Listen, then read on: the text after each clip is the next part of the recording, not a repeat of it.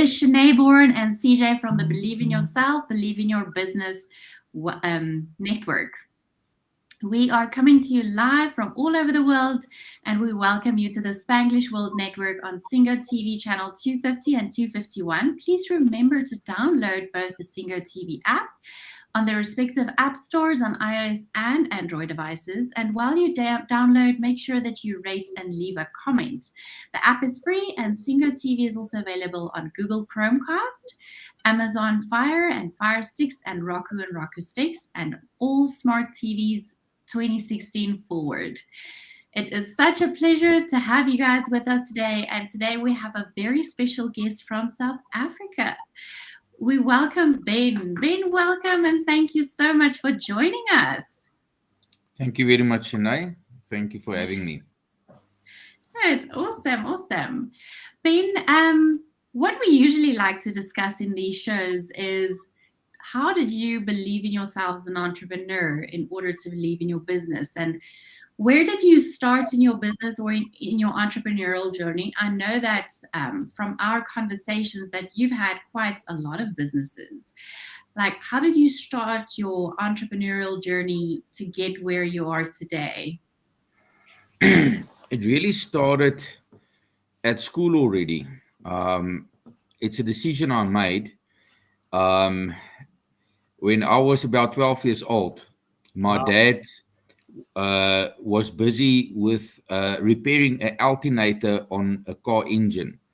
So he called me and he said to me, come and have a look at what I'm doing and how I repair it. And being 12 years old, I wanted to go outside and play cricket with my friends. So he had to call me 3-4 times. So eventually he got very irritated and he said to me, come sit here with me and see what I do so that one day you know what to do and how to repair your car. And I said to him, why? He said to me, well, you have to know it so that you can repair your car one day when it breaks down. And I said to him, I'll just take it to a garage. And he says to me, yeah, we'll see if you've got money. And I said, okay, yes, we'll see. So that, my dad died when I was a matric, 18 years old. And I just turned 18. And but ever since, although he's not here, I said to myself, I will have money. I decided early in my life, even, I went to army, which we still had at that stage, came back, and then take a job as a traffic officer. And I never took leave for 5 years. I didn't take a day's leave in 5 years.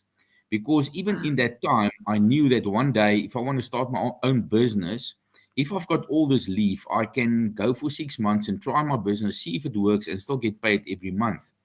And then even as a traffic officer, I did a lot of things to create extra income. I sold car windscreens to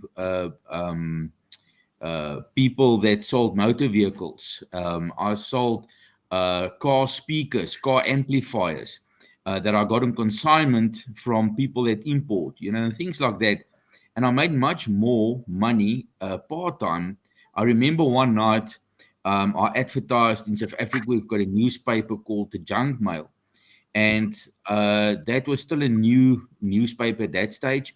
And I started, and cell phones only started in South Africa at that stage. It was still new. I was the only traffic officer with a cell phone. Everyone thought it was very expensive at that stage. And I advertised in there, and every night, well, during the day, people will phone me, do you still have that speaker? Do you still have that amplifier? Things like that. And I'll tell them, yes, I've got it. And then I'll tell them, okay, come 5 o'clock. I know 5 o'clock I'll be at home. I didn't even have time to undress. I still have my traffic clothes on, my uniform. And then every 15 minutes to half an hour, the next car will stop and buy stuff from me. And I remember one night about 10 o'clock when the last car went. And remember, that was like, 25 years ago at least.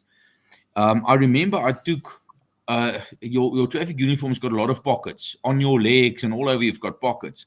So I took all the money out of my pockets as I pressed it in from every new customer that bought stuff from me.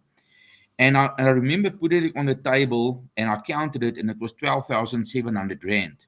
Now, 25 years ago, that was good. My salary, when I started, it was 900 and something Rand. And when I eventually in 1995 resigned, it was about 1,700 Rand gross. So 12,000 Rand for one night's not bad.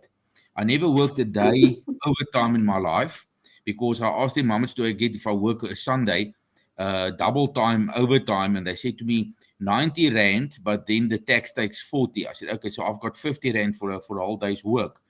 So that didn't make sense to me. I'd rather sell a speaker and make 400 rand, 500 rand on one speaker. So yeah, that's really where it started. I made a decision. I grew up quite poor, but I said to myself, that's not my fault. But if I'm gonna die poor, that'll be my fault. And yeah, through the years, obviously, you've got ups and downs. As I'm saying, I started with pretty much nothing. My dad died when I was matric. Didn't have money to go and to university and things like that. So I pretty much started at the bottom. Always made the best with what I've got. And yeah, over the years, had different businesses. Every business, basically that I started worked until I sold it, got tired of it, or whatever. The only business that I did very well with, but in the end, I was in real estate as well. And we made it within a couple of years, within basically 3 years, we were at the top. Here in South Africa, we call it the East Rand. It's a certain area. It's a very dense area. And out of 400 plus estate agencies, we were number one. And that's figures from the bank. So it's not someone that just like my face. So the bank once a year go and they can exactly see on the data on the computer, Yeah. who gave them the most work. So we got 2007. We were the agency that got the most that sold the most units and also the highest granted bond value out of 400 plus estate agencies, and we were really the underdog. I had two branches. These on the East Rand, there's 8 different areas. And these estate agencies, the bigger guys, the national and international franchises, they've got like 36, 40 agents per area, and there's 8 areas. I had 2 areas, one with 16 agents and one with 8. And Mhm. we can talk half an hour just of all the stuff that I achieved as a estate agent, a principal estate agent. We did very well. Then there was a recession, and I think it was worldwide. The banks of Africa just really their lending criteria just immediately got very, very strict, and we sat with packets full of offer to purchases, and the bank just declined them all. So I That's went on for about a year like that, and eventually I couldn't go on anymore. So that's the only business that was out of my control that in the end failed. I felt like a failure. So it took me a couple of years to just recover a bit. And I always knew, I said to myself, you know what, if I have to die and I haven't made it in business, I'll feel like a failure. And I've read in a book about a lady, she had Alzheimer disease, and she was singing during the day, and she was singing opera and the nicest voice. She always wanted to become a singer, but they never allowed her. Her husband belittled her when she sang, so she never pursued a dream. And when she had Alzheimer's, she sang and she believed she was a opera singer. And I said to myself, you know what? I don't want to die wow. with my music inside of me. That was my biggest fear, to die a poor man, because that was not what I was set out to be. And all my businesses, I started with nothing. I started in the solar industry, and not very long ago, about 3 years ago. We are currently in the top 5 in South Africa. We are the fastest growing solar business in South Africa. I've just taken over another big warehouse next to mine because we're growing out of our socks, and we are really doing very, very well. Shanei obviously helped me a lot. She's doing my marketing for me, a part of my marketing to a great extent. So yeah, we are doing very well. I started with nothing. I remember I had about my third customer got a loan from a company, and this company obviously have to approve you as an installer. So, they were happy with everything of mine, but they said to me, you don't belong to the Energy Association or to anyone. We just want to see that you at least belong to one of these guys. So I said to him, give me a list of people I can belong to. So they gave me a list. And the cheapest person, I looked at the cheapest guy, or the cheapest place where I can actually become a member. And the membership was 500 Rand, which is nothing. But I didn't have 500 Rand. So I phoned my brother, my older brother, and I said to him, listen, if you borrow me 500 Rand today, I'll give you 1,000 Rand back tomorrow. And he did. And the next day I gave him 1,000 Rand back, because the minute I had that membership, all the other stuff was obviously already in place. And they released the money and we could install. And that's really how I started with nothing. Today, if I think back, I remember the one client, I had to deliver his stuff in 3 portions because he didn't trust me to give me all the money. So he just trusts me with a certain portion. And every time I have to bring him some stuff and then he give me more money. Today, I'm carrying millions of rands in stock, and it's not very far. It's not very, it's not 10 years later. So, and this is not to brag. I'm actually proud of myself because that's what I set out to be. Yes, one must definitely believe in yourself and just believe in things that you're doing. And I don't know how long time I've got, but I can quickly tell you one or two things where believe, just the belief and things that I said happened. When I started my real estate company, again, without any money, without any knowledge in the industry, I got a 70 square meter office, which is not very big, without any money. Well, not without the money. It was so cheap at that stage. I did a deal where I got a small portion of money, very small, and so I got that, and that was about all I had. And then I saw an office around the corner, a double office, 140 square meters. But this office was so nicely laid out, and it was just everything. And I said to the landlord, I said, "Wow, this is very nice."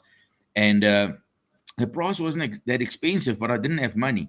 So I said to him, I really like it, but I'll only be ready in about 6 months' time. I'm just starting, and I'm starting without money. I said to him, but in 6 months' time, I'll be ready to take this office. At this stage, I don't have money. So the guy laughed at me because those offices were less than half price per square meter because it belonged to the church, and the church didn't really know what their property was worth. Oh, wow. So he said to me, at this stage, okay, it was that was 2003, 2000, and the price then was 3,600 Rand for 140 square meters, which is very cheap. So the guy Yeah, said to me, you know what, Ben, for this amount of money, this place is not going to last 6 hours. He says, there's 2 guys in my office already. I'm sure you saw them. I said, yes, I did. He says, they waiting. Once you've seen it now, they will come and have a look. He says, and even just the 15 minutes we spent there, he had about 6, 7 phone calls. And he says, we can see my phone is ringing off the hook. He says, this place won't be available by the end of the week. I said to him, look, it's one of those things. I said to him, if this place is meant to be, and it was meant to be mine, I will be moving in 6 months' time. So I walked out, went to my office. I took my diary and I paid 6 months to the date. 6 months later, and I put in there, move into next office, move into new offices. So yeah. things went on, things went on. One day I turned the page over and I said, today we're moving into our new offices. So I went out to walk around. I said, yeah, here they are waiting for me. Open, no one in. So I went, I said, listen, you remember me? Yeah, you shop number 17. I said, yes, and what else? And you like the other shop? I said, yes. Remember I said to you in 6 months' time I'll move in? He says, yes. I said, well, here I am. What is the procedure? Can I just pay the balance of the deposit in? And I've done a lot of things ever since. My very first Wow. warehouse I got wasn't very big, but I looked at my pocket when I got the warehouse and it was sufficient for my needs. Within 2 to 3 months, we outgrew it. So I looked at the next size, which is fine for me. The day when we had to sign the lease, the lady said to me, this is just after lockdown. And she says to me, you know what? We've got a tenant for 18 years. Very good tenant, but they can't afford a big warehouse anymore. So I've decided to give them this medium one. But the good news is you can have the large one. I said, thank you very much. That means also with a large price tag. She said, yes. I said, okay. And I said to myself, look, I just have to grow into it. And I took it, and it was too big for me. And I took it, and just over a year later, I took the big one, which is just as big next to it, also. And we're just going on and on and on. So yeah, you have, as Shanei said, you have to believe in yourself. I believe in my ability. And you know what? Okay, so what do you know about business? I can just add, I've read in my life more than 2,000 books, mainly about business. There's no book you can, well, I won't say no book, very little books that you can mention that I don't have.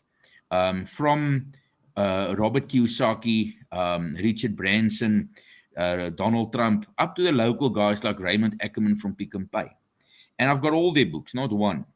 So I always said, if I want to build a fish pond, then if I don't know how to do it, it's a good thing to buy a book, How to Build a Fish Pond, and learn to do it and then just do it. So I thought, if I can get into these guys' brains and learn how they think, because rich people think differently. And there's a few things that I believe in. We've got all subconscious minds.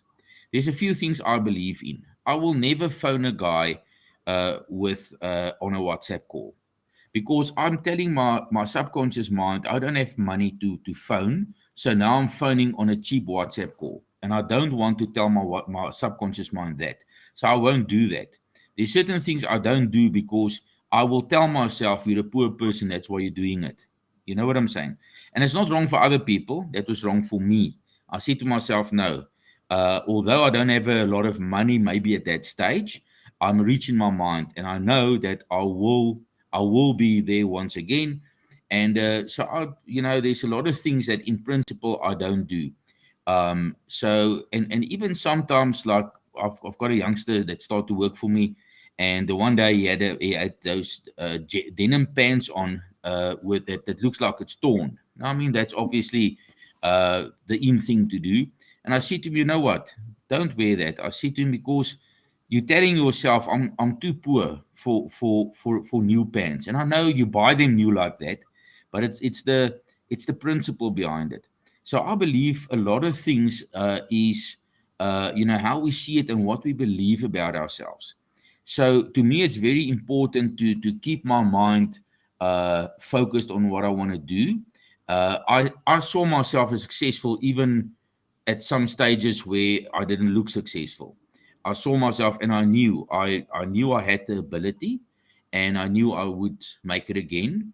And then I thought about Robert Kiyosaki, that lost a business, and he spoke to his rich dad at this stage, which was actually his friend's dad. And his friend's dad said to him, you've lost one business now. Most millionaires lose three businesses before they make it. So you've lost one, you've got two to go.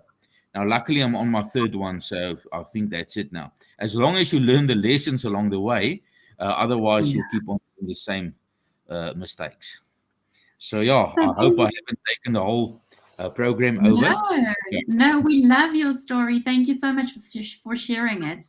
I want to ask you, like when you lost your, or not lost, when you closed down your real estate business, you said that you took a while to open up your solar company.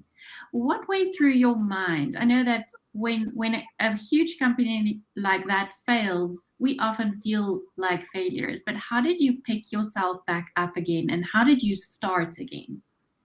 Well, I just want to say, first of all, um, although 50,000 out of 66,000 agents fell out, and I've got newspapers, clips and stuff saying that, and I knew at the estate agency affairs board there were 66,000 agents registered before that.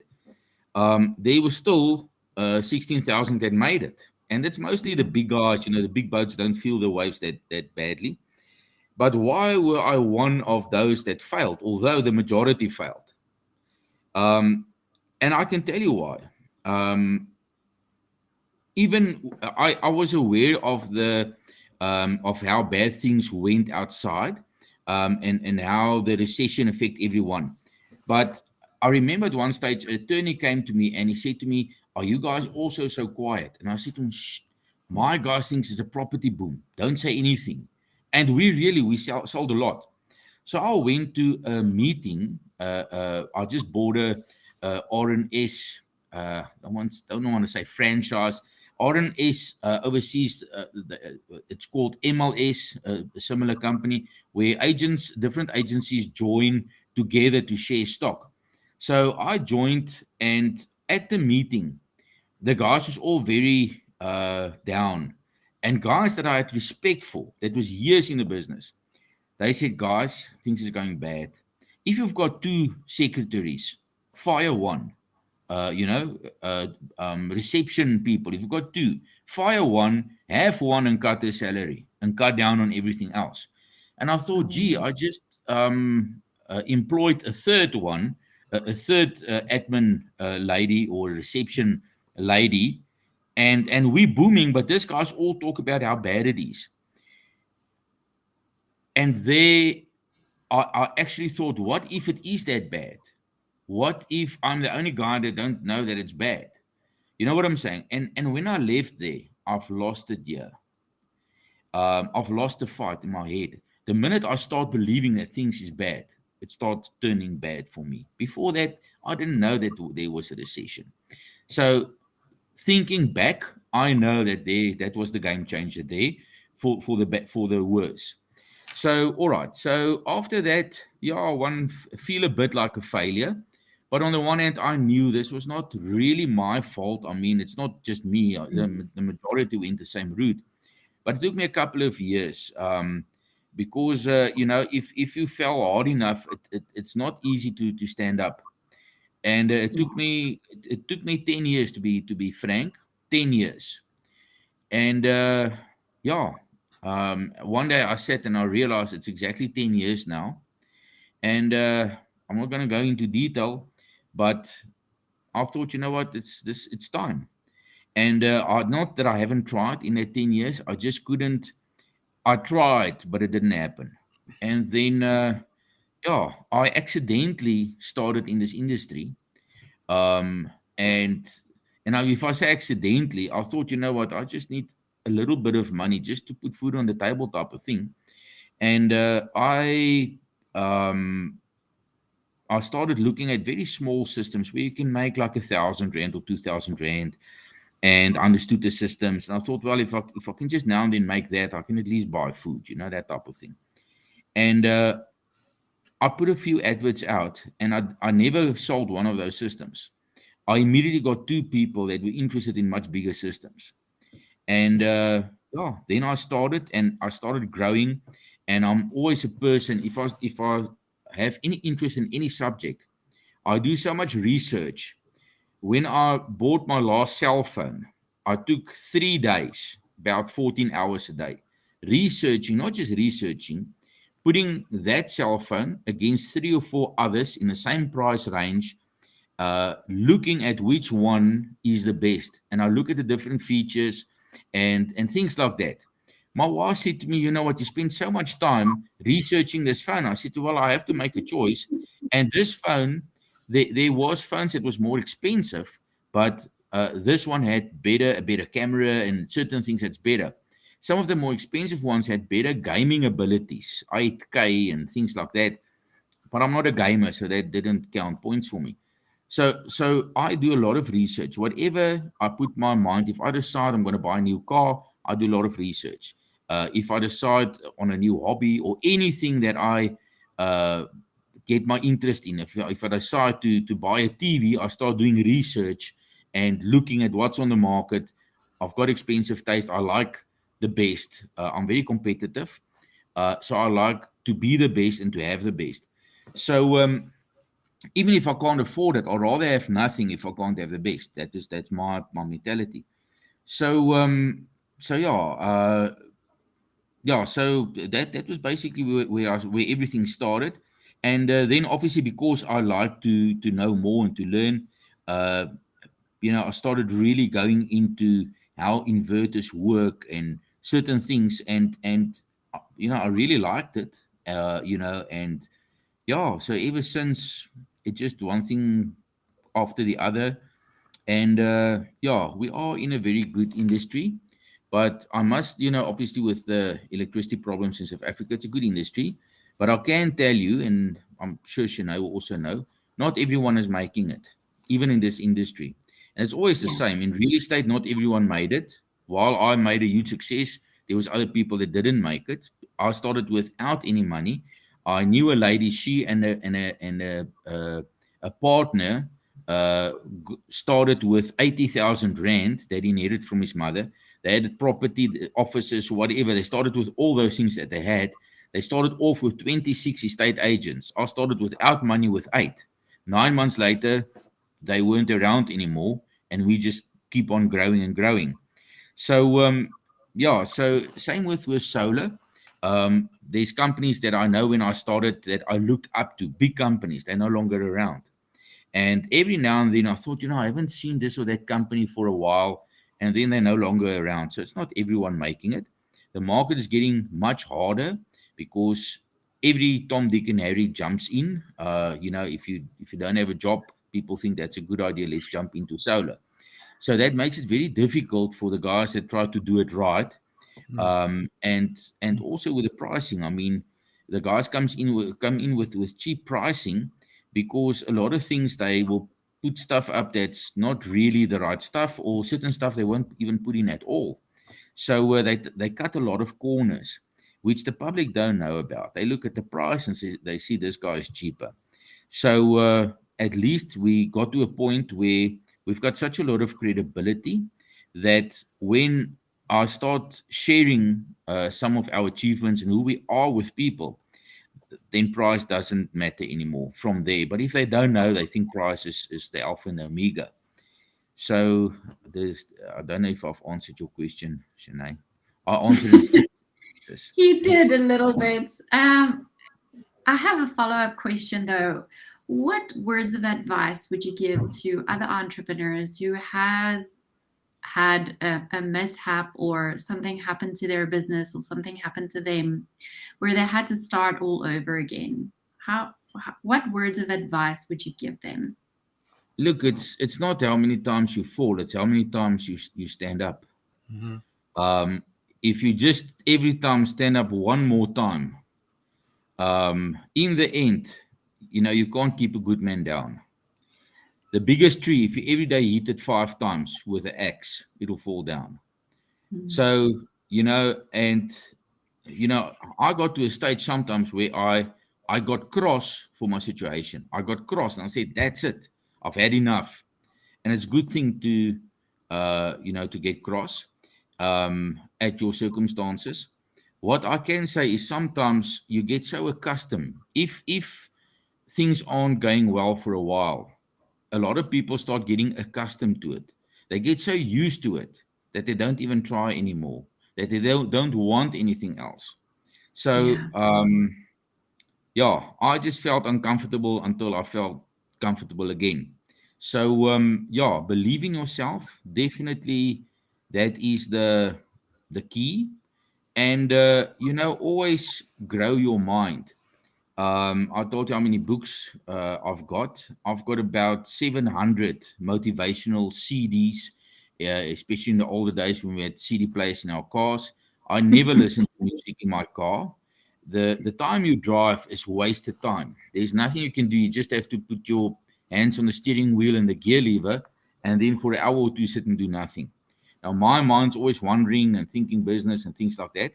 But I like to then listen at motivational CDs and stuff that stretches my mind and give me ideas and remind me on goal setting and things like that. It's a lifestyle for me. I like business. If I go on vacation, I take books worth and do things like that. So I enjoy it so much. If they say if you enjoy what you're doing, you won't work a day in your life. And That's I really correct. enjoy what I'm doing. I'm sitting at night working. I'm getting up early in the morning working, not because I have to. Yes, these days I have to too. During daytime I work in my business and after hours I work on it. But I just enjoy it so much. I enjoy when things get together and when I start seeing the progress. And you know what? There's a big difference between ordinary and extraordinary. If you look Mm. at racing horses, um, the winning horse will get, let's say, 3 million rand. And the horse that's second will get 200,000 rand, which is much less. But if you actually look at the footage, there will be a nose uh, length difference.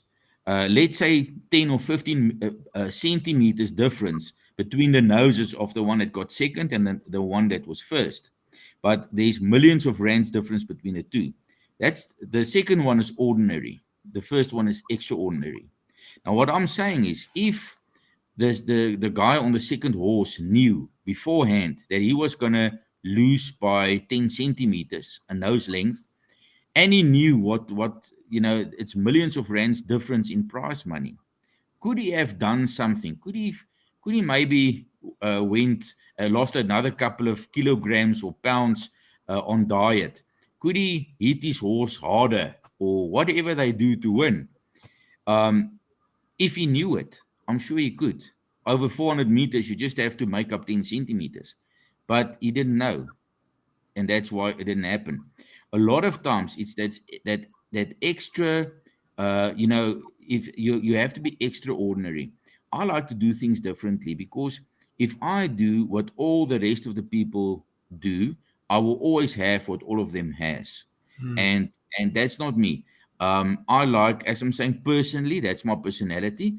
Um, I just like to be the best. I like to have the, I don't like it if I stop at a robot and someone else is next to me and we start going and that guy gives me a hiding. I lay awake at night. That I can't handle to lose. It's not nice.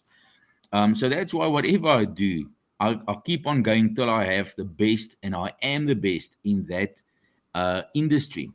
So, so yeah, decide to get good at it. Whatever you're doing, decide I'm going to be the best in this industry, and then go for it. To me, it's a subconscious thing. I don't even have to think about it whenever I do something, and I can maybe just mention something. My son just turned 18 2 3 years ago in the high school that he is in. They are all over very well known that they are very good with rugby. If other schools know that they're playing against in rugby, 14 of those 15 guys will all get ill beforehand and things like that because they just get good. And their school principals say, we are the best because we want to be the best. And Yeah. one of their secrets was they got Springboks in, paid them a lot of money to coach their pupils to play rugby, and obviously they became better because they got the best guys in. Remember one thing: the everyone that's good at something had a coach. Um, Gary Player, Ernie Els, all these guys, they're good at golf. They had coaches. The guy that don't have a coach, let's say Pieter van der Merwe, that he doesn't have a coach. Do you know who Pieter van der Merwe is? No, no one knows who he is because he don't have a coach.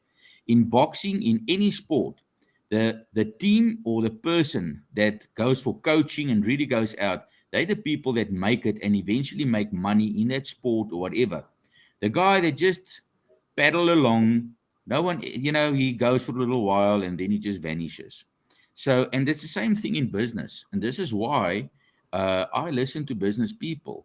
I read business books because in the end, I need to get my mind on the same frequency than big thinkers. Yeah. That's the one thing. And then the other thing is, as I said, and I don't want to sound like I think a lot about myself. I know we are doing well. That's a fact.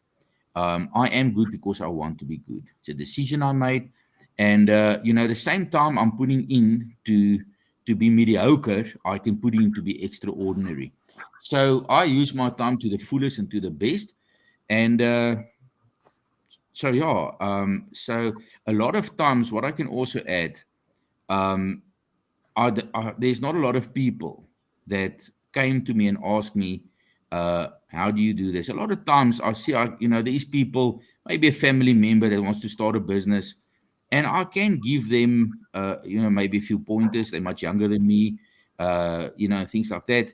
But sometimes, only the guy that asks will take it, not the guy that you give it to for free. Yeah. So, and not a lot of people has asked me these things, and this is what I found. I'm one of the people, if I meet someone that's very successful, I would like to talk to him, hear what's the secret to your success. I told you we were the number one on the East Rand. I met the number one guy on the West Rand. So I walked to him and I greeted him and we started chatting. And I said to him, "What's the secret to your success?" This guy has his own helicopters, his own game farms, and things like that. And he only had 3 estate agencies, but everyone knew he was the man. And he shared a few things with me, and I said to him, "Wow, this is interesting. It makes 100%. It made 100% sense to me when he told me." And he was frank. He told me really what made him so good. In real estate, he that controls the stock controls the market. He had a lot of stock. That was why he controlled the market in the West Rand. We had a lot of stock on the East Rand, and I knew what my secret to success was, which was different to his, but it boiled down to the same thing. That was my method of getting stock. Now, at one stage, I mentioned RNS, MLS. At one stage, MLS on the East Rand just started again here, and there was 58 estate agencies that joined. And we had 80 to 90% of the stock at any given time was that of my agency.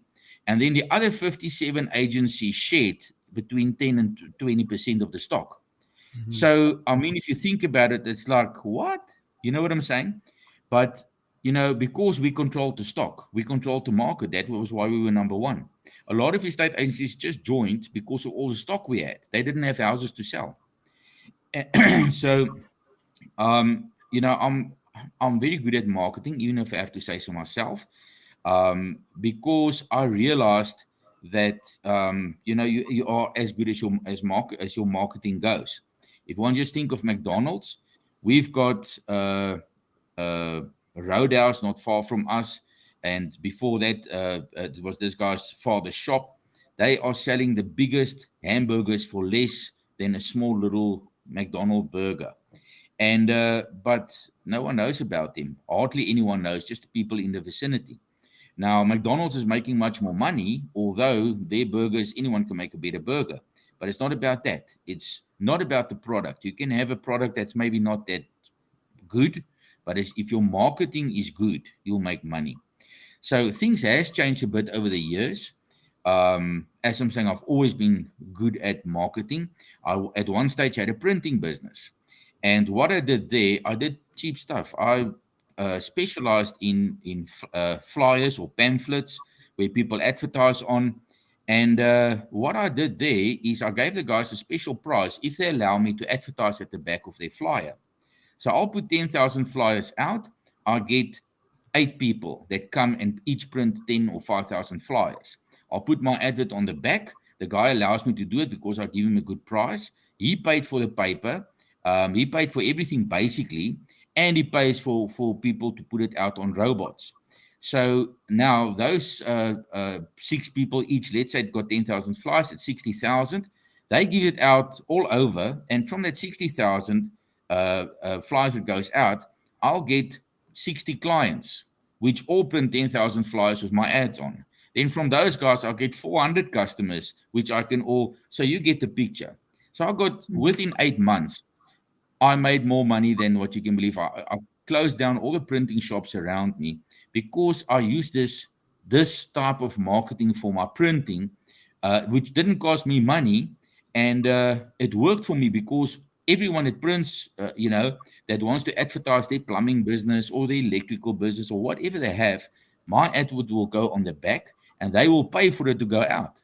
They'll pay for the paper. They'll pay for the guys to put it out, and they'll watch them that they do put it out. So that was a win-win.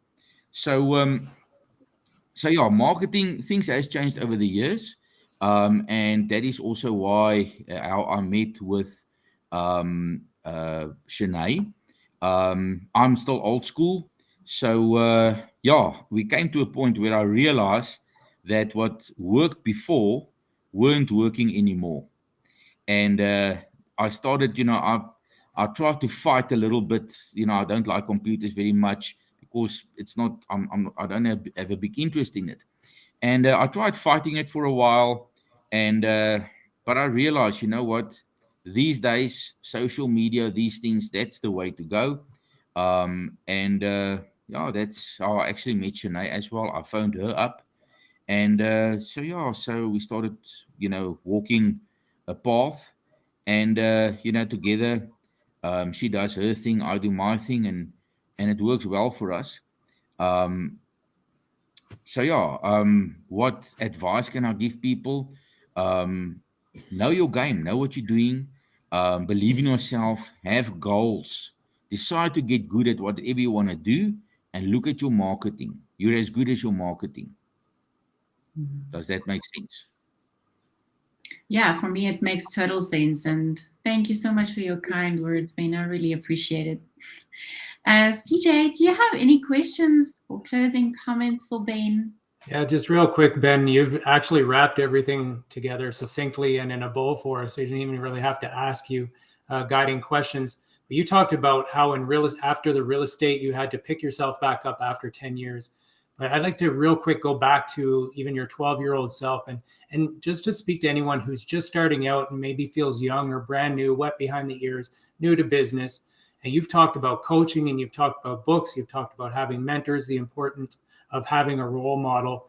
How important would you say that is? And how would you say to someone today to start out looking for that role model?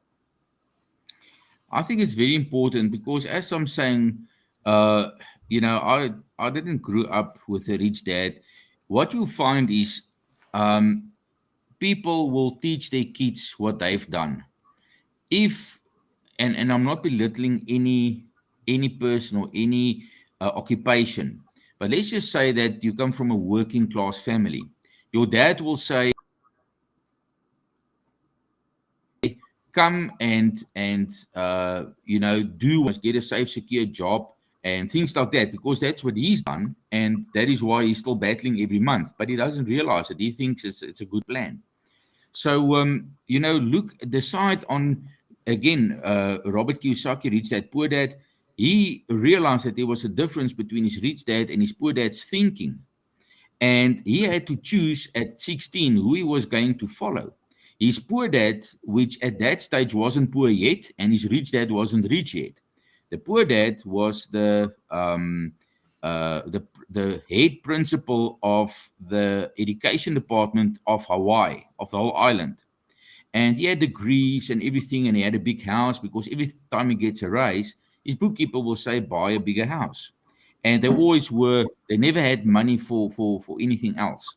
Where his poor dad didn't drive at that stage a very nice car, but he had a lot of properties, and he was coming up. And he said to him that his rich dad said, go to school, get good grades so you can get a job. And his rich dad said, you know what, my banker never asked me for my report card. He asked me for my financial statements. Ben, you and I and CJ are going to have another conversation. We need to wrap up the show. It's time for the new I for haven't, the I for probably another haven't episode. answered this question in full, but we can take it up next time. I would like to answer it because there's quite a few things I can say around it. So Yeah, we thank you, love Shanei. that. But we'll chat further on Facebook, and I'll invite you to our Facebook group as well. So this show can 100%. also be heard on the Spanglish Radio Network. Please check it out on spanglishworld.ca. And for all of the news and the programming, Spanglish World, watch it, hear it, read it, download it, live it. Thank you so much, Ben. We'll see you on the Thank you, Facebook Ben. group, and we're looking forward to it. Thank you very much. Thanks so much.